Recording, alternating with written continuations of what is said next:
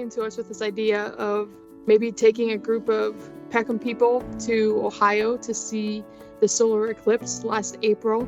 So in my position as the service coordinator, I work with the residents at our 2 apartment buildings that Peckham owns. When we realized that maybe taking a large group just wasn't financially possible with such short notice, and managing such a large group with such a short on-ramp to make this happen wasn't going to happen. So we decided on a smaller group, and I selfishly said, my residents, I advocated for them, and we only had a few weeks to do it, but we made it work. So we, with Caleb and Kelly and Melissa's permission, Jack and Christina Zwick and I put together real quick permission slips and itineraries and everything we needed to be able to take a group of Peckham residents to Ohio for the solar eclipse.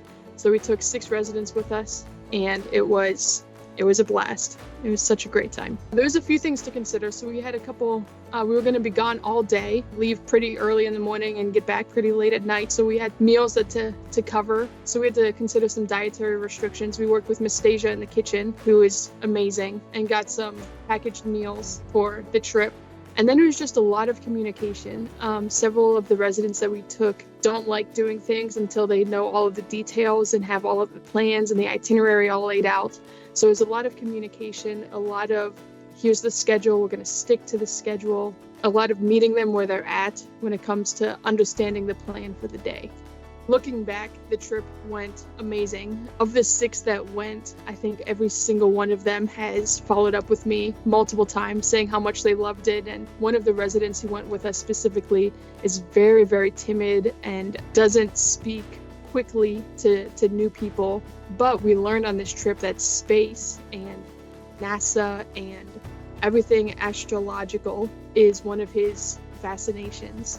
And so on the ride home, he just talked and talked and talked about this experience. And so since then, he and I have been able to build a better relationship because of this experience. Looking back, it was so worth it. It went great. Altogether, it was a really great time. I think accessibility starts with communication and giving everybody the chance to have a voice.